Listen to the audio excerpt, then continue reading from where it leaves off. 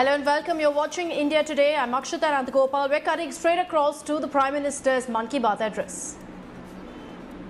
देश को झकझोर दिया है।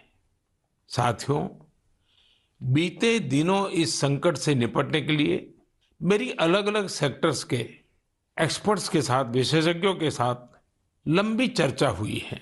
हमारी फार्मा इंडस्ट्री के लोग हों, वैक्सीन मैन्युफैक्चरर्स हों, ऑक्सीजन के प्रोडक्शन से जुड़े लोग हों या फिर मेडिकल फील्ड के जानकार, उन्होंने अपने महत्वपूर्ण सुझाव सरकार को दिए हैं।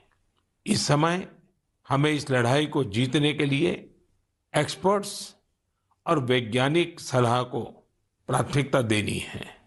राज्य सरकार के प्रयत्नों को आगे बढ़ाने में भारत सरकार पूरी शक्ति से जुटी हुई है। राज्य सरकारें भी अपना दायित्व निभाने की पूरी कोशिश कर रही हैं। साथियों, कोरोना के खिलाफ इस समय बहुत बड़ी लड़ाई देश के डॉक्टर्स और हेल्थ वर्कर्स लड़ रहे हैं। पिछले एक साल में उन्हें इस बीमारी को लेकर हर तरह के अनुभव भी हुए हैं। हमारे साथ इस समय मुंबई से प्रसिद्ध डॉक्टर शशांक जोशी जी जुड़ रहे हैं। डॉक्टर शशांक जी को कोरोना के इलाज और इससे जुड़ी रिसर्च का बहुत जमीनी अनुभव है। वो इंडियन कॉलेज ऑफ फिजिशियंस के डीन भी रह चुके हैं। आइए बात करते हैं डॉक्टर शशांक से। नमस्कार डॉक्टर शशांक जी। नमस्कार सर। अभी कुछ दिन पहले ही मुझे आपसे बात करने का अवसर मिला था। आपके विचारों की स्पष्टता मुझे बहुत अच्छी लगी थी। मुझे लगा देश के सभी नागरिकों को आपके विचार जानने चाहिए। जो बातें सुनने में आती है उसी को मैं एक सवाल के रूप में आपके सामने प्रस्तुत करता हूं। डॉक्टर शशांक, आप लोग इस समय दिन रात जीवन रक्षा के काम में लगे हुए हैं। सबसे पहले तो मैं चाहूंगा कि आप सेकंड वेव के बारे में लोगों को बताएं। मेडिकली ये कैसे अलग है और क्या-क्या सावधानी जरूरी है? धन्यवाद सर। ये दूसरी बाढ़ आई है, ये तेजी से आई है। तो जितनी पहली बाढ़ थी उससे ये वायरस ज्यादा तेज चल रहा है, लेकिन अच्छी बात यह है कि उससे ज्यादा रफ्तार से रिकवरी भी है और मृत्यु दर काफी कम है। इसमें 2-3 फर्क है। पहली तो ये युवाओं में और बच्चों में भी थोड़ा दिखाई दे रहा है। उसके जो लक्षण है, पहले जैसे लक्षण थे, सांस चढ़ना, सूखा खांसी आना, बुखार आना, ये तो सब है ही, पर उसके साथ थोड़ा गंध जाना, स्वाद चला जाना, ये भी है। और लोग थोड़े भयभीत हुए। भयभीत होने की बिल्कुल जरूरत नहीं है। 80-90% लोगों में इसमें कोई भी लक्षण नहीं दिखाई देते हैं। ये म्यूटेशन जो बोलते हैं, घबराने की बात नहीं है। ये म्यूटेशन होते रहते हैं। जैसे हम कपड़े बदलते हैं वैसे वायरस भी अपना रंग बदल रहा है, और इसलिए बिल्कुल डरने की बात नहीं है। और ये वेव को हम पाल कर देंगे। वेव आती जाती है और ये वायरस आते जाते रहता है। तो यही अलग अलग लक्षण हैं और मेडिकली हमको सतर्क रहना चाहिए। एक 14 से 21 दिन का ये कोविड का टाइम टेबल है, इसमें वैद्य की सलाह लेना चाहिए। डॉक्टर शशांक, मेरे लिए भी आपने जो एनालिसिस बताया बड़ा इंटरेस्टिंग है। मुझे कई चिट्ठियां मिली हैं जिसमें ट्रीटमेंट के बारे में भी लोगों की बहुत सी आशंकाएं हैं। कुछ दवाओं की मांग बहुत ज्यादा है, इसलिए मैं चाहता हूं कि कोविड के ट्रीटमेंट के बारे में भी आप लोगों को जरूर बताएं। हाँ सर, क्लिनिकल ट्रीटमेंट लोग बहुत देरी से चालू करते हैं और अपने आप बीमारी से दब जाएंगी ये भरोसे पे रहते हैं और मोबाइल पे आने वाली बातों पे भरोसा रखते हैं। और अगर सरकारी दी हुई सूचना का पालन करे तो ये कठिनाई का सामना नहीं आता है। तो कोविड में जो ट्रीटमेंट क्लिनिकल प्रोटोकॉल है उसमें 3 प्रकार की तीव्रता है। हल्का या माइल्ड कोविड, मध्यम या मॉडरेट कोविड और तीव्र कोविड जो सीवियर कोविड बोलते हैं, इसके लिए है। तो जो हल्का कोविड है उसके लिए तो हम ऑक्सीजन का मॉनिटरिंग करते हैं, पल्स का मॉनिटरिंग करते हैं, बुखार का मॉनिटरिंग करते हैं। बुखार बढ़ जाता है तो कभी कभी पैरासीटामोल जैसी दवाई का इस्तेमाल करते हैं और अपने डॉक्टर से संपर्क करना चाहिए। जो मॉडरेट कोविड होता है, मध्यम कोविड होता है या तीव्र कोविड होता है, तो वैद्य की अपने डॉक्टर के साथ संपर्क करना बहुत जरूरी है। सही और सस्ती दवाई अवेलेबल है जिसमें स्टीरॉइड जो है ये जान बचा सकती है। जो इनहेलर्स दे सकते हैं हम, टैबलेट दे सकते हैं हम, और उसके साथ ही प्राणवायु जो ऑक्सीजन है वो देना पड़ता है, और इसके लिए छोटे छोटे इलाज है। लेकिन अक्सर क्या हो रहा है कि एक नई एक्सपेरिमेंटल दवाई है जिसका नाम है रेमडेसिविर। ये दवाई से एक चीज जरूर होती है कि अस्पताल में 2-3 दिन कम रहना पड़ता है और क्लिनिकल रिकवरी में थोड़ी सी उसकी एड होती है। ये भी दवाई कम काम करती है जब पहले 9-10 दिन में दी जाती है, और ये 5 ही दिन लेनी पड़ती है। तो ये लोग जो दौड़ रहे हैं रेमडेसिविर के पीछे, ये बिल्कुल दौड़ना नहीं चाहिए। ये दवाई की थोड़ा काम है जिनको ऑक्सीजन लगता है, प्राणवायु ऑक्सीजन लगता है, जो अस्पताल में भर्ती होते हैं, और डॉक्टर जब बताते हैं तभी लेना चाहिए। तो ये बहुत जरूरी है सब लोगों को समझना। हम प्राणायाम करेंगे, हमारे शरीर के जो लंग्स है उसको थोड़ा एक्सपांड करेंगे, और जो हमारी खून पतली करने वाली जो इंजेक्शन आती है जिसको हम हिपैरिन बोलते हैं, ये छोटी छोटी दवाइयाँ देंगे तो 98% लोग सर ठीक हो जाते हैं। तो पॉजिटिव रहना बहुत जरूरी है। ट्रीटमेंट प्रोटोकॉल वैद्य के सलाह से लेना बहुत जरूरी है, और ये जो महंगी महंगी दवाई है उसके पीछे दौड़ने की कोई जरूरत नहीं है सर। अपने पास अच्छे इलाज चालू है, प्राणवायु ऑक्सीजन है, वेंटिलेटर की भी सुविधा है, सब कुछ है सर। और कभी कभी ये दवाई यदि मिल जाती है तो योग्य लोगों में ही देनी चाहिए। तो इसके लिए बहुत भ्रम पैदा हुआ है, और इसलिए ये स्पष्टीकरण देना चाहता हूँ सर कि अपने पास वर्ल्ड की सबसे बेस्ट ट्रीटमेंट अवेलेबल है। आप देखेंगे कि भारत में सबसे अच्छा रिकवरी रेट है। आप यदि कंपेयर करेंगे यूरोप के लिए, अमेरिका, वहीं से भी हमारे यहाँ के ट्रीटमेंट प्रोटोकॉल से मरीज ठीक हो रहे सर। डॉक्टर शशांक, आपका बहुत बहुत धन्यवाद। डॉक्टर शशांक ने जो जानकारियां हमें दी वो बहुत जरूरी है और हम सबके काम आएगी। साथियों, मैं आप सबसे आग्रह करता हूं, आपको अगर कोई भी जानकारी चाहिए हो, कोई और आशंका हो, तो सही सोर्स से ही जानकारी लें। आपके जो फैमिली डॉक्टर हो, आसपास के जो डॉक्टर्स हो, आप उनसे फोन से संपर्क करके सलाह लीजिए। मैं देख रहा हूं कि हमारे बहुत से डॉक्टर खुद भी ये जिम्मेदारी उठा रहे हैं। कई डॉक्टर्स सोशल मीडिया के जरिए लोगों को जानकारी दे रहे हैं, फोन पर, व्हाट्सएप पर भी काउंसलिंग कर रहे हैं। कई हॉस्पिटल की वेबसाइटें हैं जहां जानकारियां भी उपलब्ध हैं, और वहां आप डॉक्टर से परामर्श भी ले सकते हैं। ये बहुत सराहनीय है। मेरे साथ श्रीनगर से डॉक्टर नावीद नजीर शाह जुड़ रहे हैं। डॉक्टर नावीद श्रीनगर के गवर्नमेंट मेडिकल कॉलेज में प्रोफेसर हैं। नावीद जी अपनी देखरेख में अनेकों कोरोना पेशेंट्स को ठीक कर चुके हैं, और रमजान के इस पवित्र माह में डॉक्टर नावीद अपना कार्य भी निभा रहे हैं, और उन्होंने हमसे बातचीत के लिए समय भी निकाला है। आइए उन्हीं से बात करते हैं। नावीद जी, नमस्कार। नमस्कार सर। डॉक्टर नावीद, मन की बात के हमारे श्रोताओं ने इस मुश्किल समय में पैनिक मैनेजमेंट का सवाल उठाया है। आप अपने अनुभव से उन्हें क्या जवाब देंगे?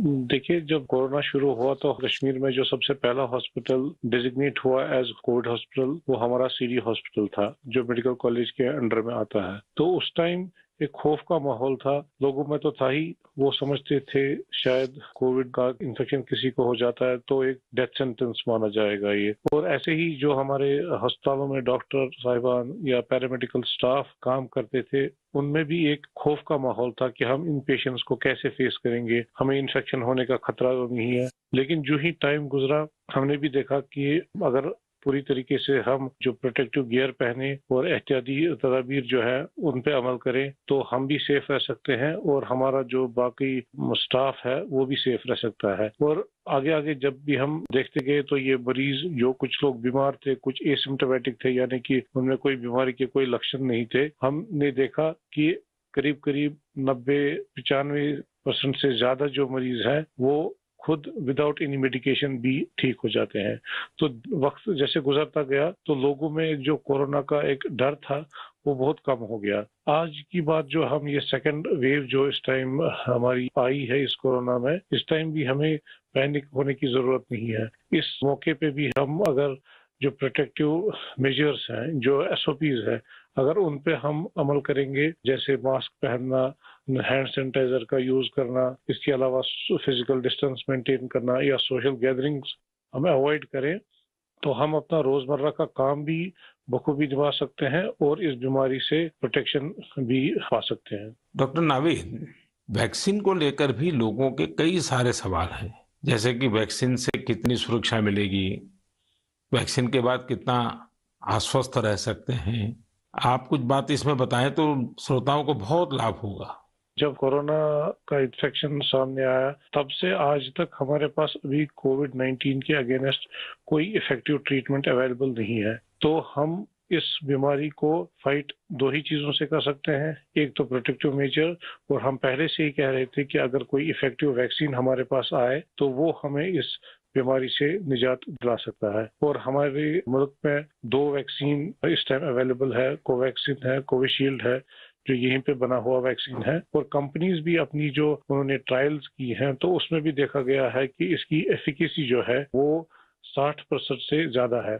अगर हम जम्मू कश्मीर की बात करें, हमारी यूटी में अभी तक 15 से 16 लाख तक लोगों ने अभी ये वैक्सीन लगाया है। हाँ, सोशल मीडिया में काफी इसके जो मिसकंसेप्शन या मिथ्स इसमें आए थे कि ये साइड इफेक्ट्स हैं। अभी तक हमारी जो भी यहाँ पे वैक्सीन लगे हैं कोई साइड इफेक्ट उनमें नहीं पाया गया है। सिर्फ जो आम हर किसी वैक्सीन के साथ एसोसिएटेड होता है, किसी को बुखार आना, पूरे बदन में दर्द, या लोकल साइट जहाँ पे इंजेक्शन लगता है वहां पे पेन होना, ऐसे ही साइड इफेक्ट्स हमने हर मरीज में देखे हैं। तो कोई ग्रॉस हमने कोई एडवर्स इफेक्ट नहीं देखा है।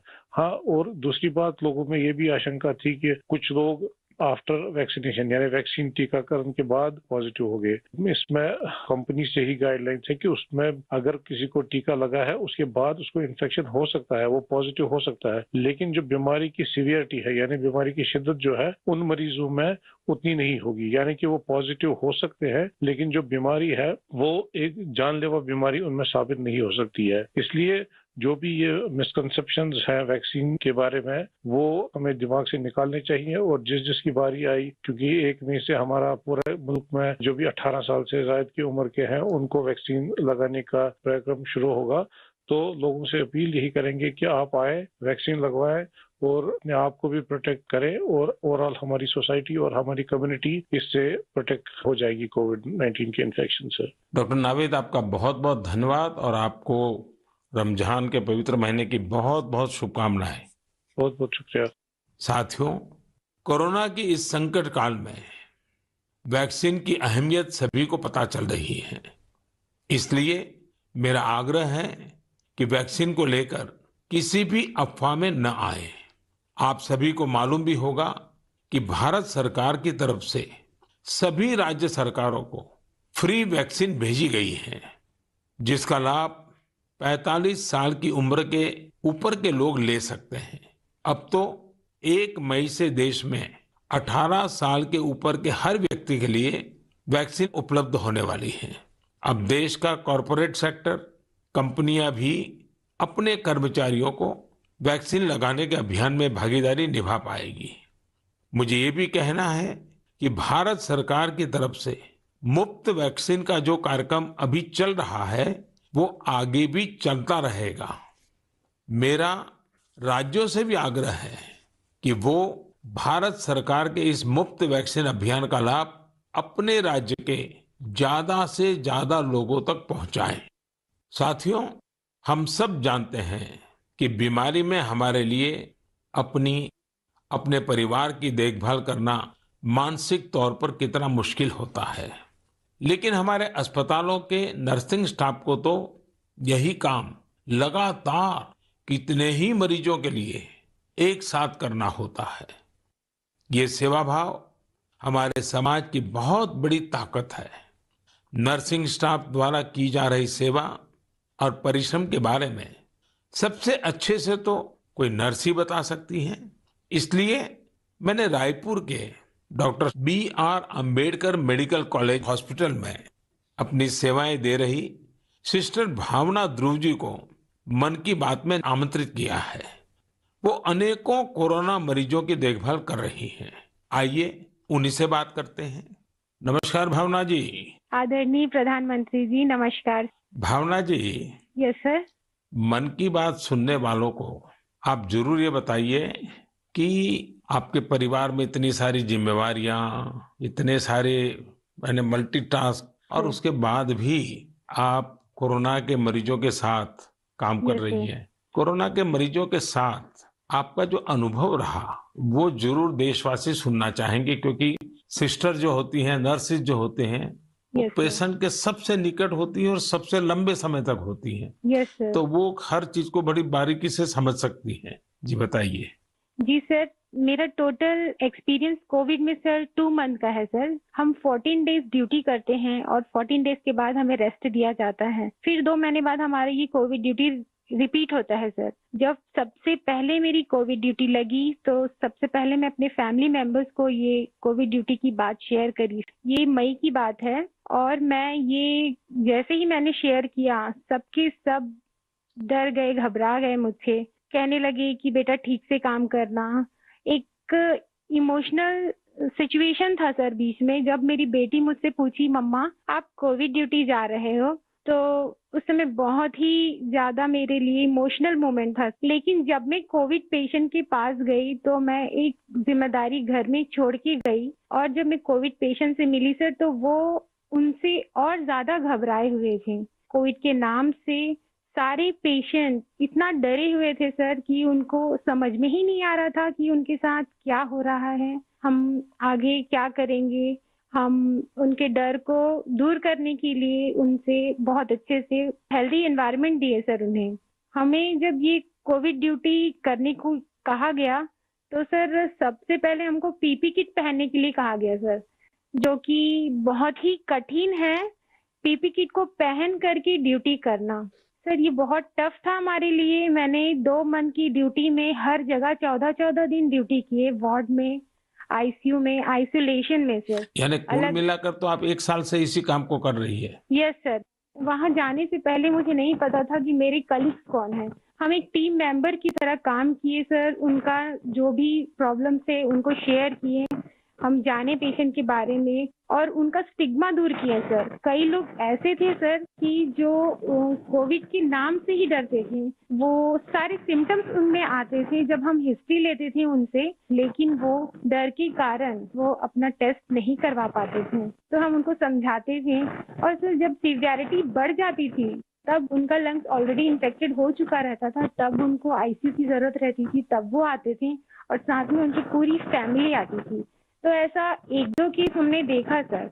और ऐसा भी नहीं कि हर एक एज ग्रुप के साथ काम किया सर हमने, जिसमें छोटे बच्चे थे, महिला, पुरुष, बुजुर्ग, सारे तरह के पेशेंट थे सर। उन सबसे हमने बात करी तो सबने कहा कि हम डर की वजह से नहीं आ पाए।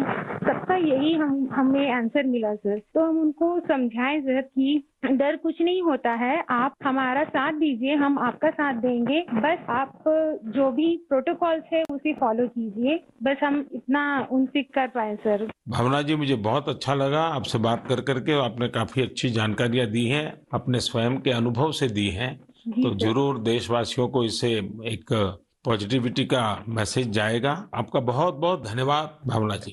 Thank you so much sir. Thank you so much. Jai Hind sir. जय हिंद। भावना जी और नर्सिंग स्टाफ के आप जैसे हजारों लाखों भाई बहन बखूबी अपना कर्तव्य निभा रहे हैं। ये हम सभी के लिए बहुत बड़ी प्रेरणा है। आप अपने स्वास्थ्य पर भी खूब ध्यान दीजिए, अपने परिवार का भी ध्यान रखिए। साथियों, हमारे साथ इस समय बेंगलुरु से सिस्टर सुरेखा जी भी जुड़ी हुई है। सुरेखा जी केसी जनरल हॉस्पिटल में सीनियर नर्सिंग ऑफिसर हैं। आइए उनके अनुभव भी जानते हैं। नमस्ते Surekha ji. I'm really proud and honored, sir, to speak to Prime Minister of our country. Surekha ji, you along with all fellow nurses and hospital staff are doing excellent work. India is thankful to you all. What is your message for the citizens in this fight against COVID-19? Yes, sir. Being a responsible citizens, I would really like to tell something like, please be humble to your neighbors. And early testing and proper tracking help us to reduce the mortality rate.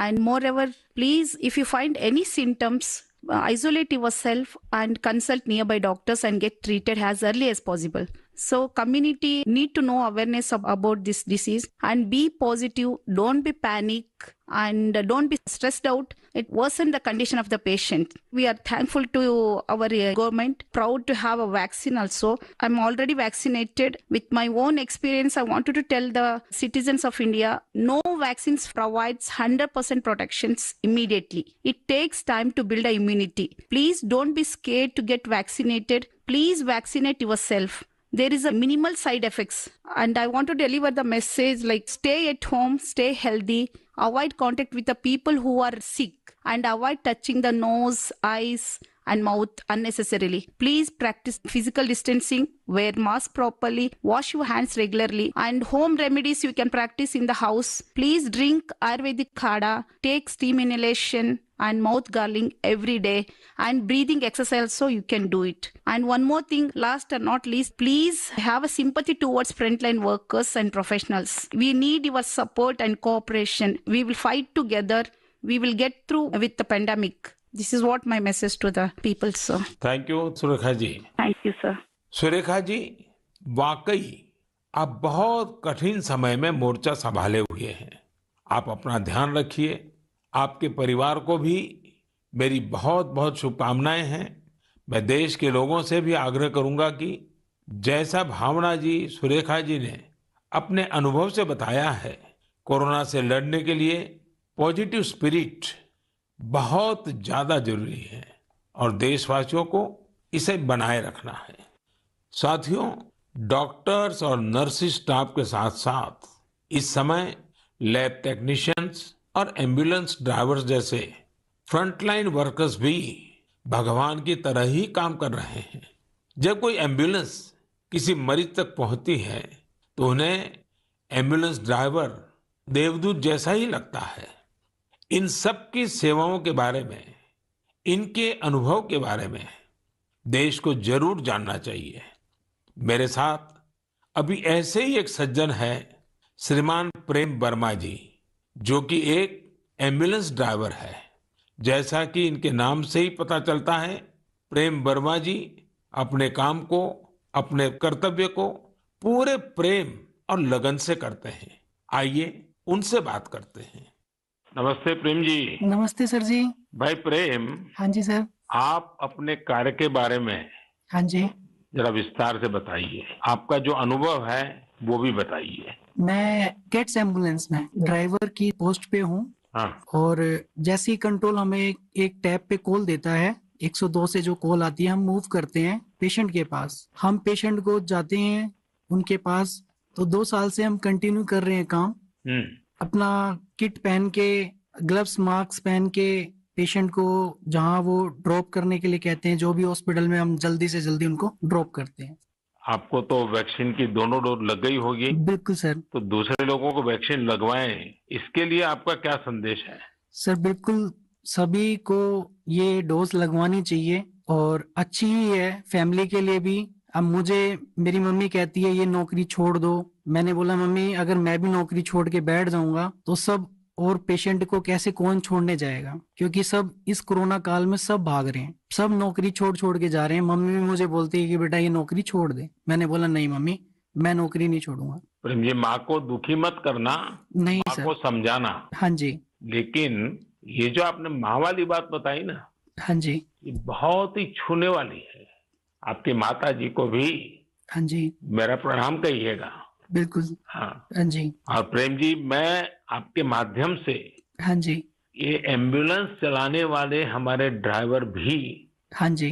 कितना बड़ा risk लेकर के काम कर रहे हैं। हाँ जी। और हर एक की माँ क्या सोचती है, बिल्कुल सर। ये बात जब श्रोताओं तक पहुंचेगी, हाँ जी। मैं जरूर मानता हूँ कि उनको भी दिल को छू जाएगी। हाँ जी।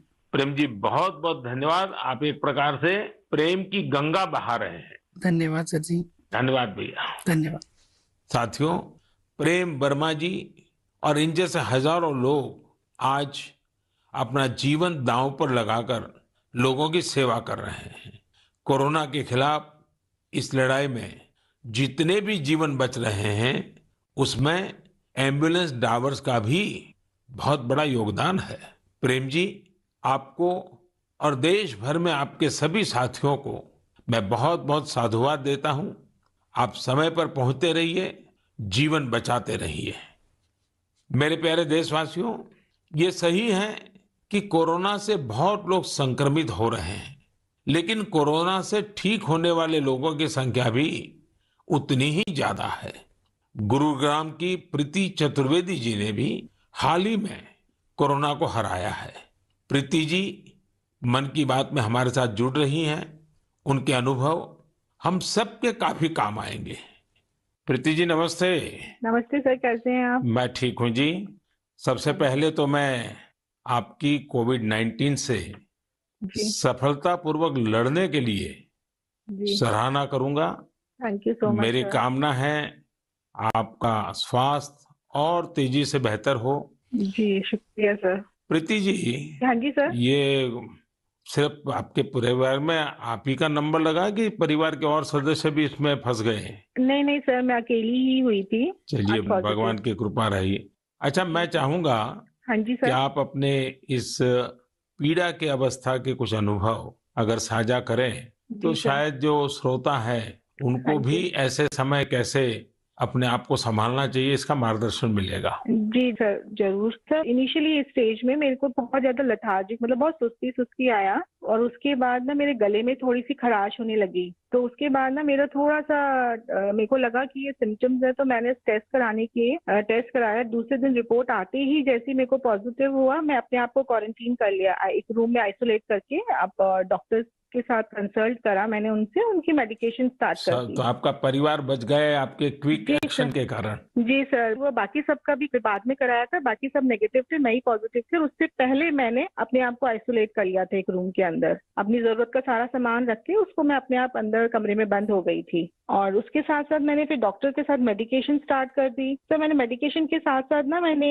योगा, आयुर्वेदिक, और साथ में मैंने ना काढ़ा भी लेना शुरू कर दिया था अपनी इम्यूनिटी बूस्ट करने के लिए। और सर मैं दिन में, मतलब जब भी अपना भोजन वगैरह लेती थी, उससे मैंने हेल्दी फूड जो कि प्रोटीन रिच डाइट थी वो लिया। मैंने बहुत सारा फ्लूइड लिया, मैंने स्टीम लिया, गार्गल किया और हॉट वाटर लिया। मैंने दिन भर मैं इन सब चीजों को ही अपने उस जीवन में लेती आई डेली। और सर इन दिनों में ना सबसे बड़ी बात मैं बोलना चाहूंगी कि घबराना तो बिल्कुल नहीं है, बहुत मेंटली स्ट्रांग करना, जिसके लिए मेरे को ना योगा ने बहुत ज्यादा, ब्रीदिंग एक्सरसाइज करती थी ना, उससे मुझे अच्छा लगता था उसको करने से मुझे।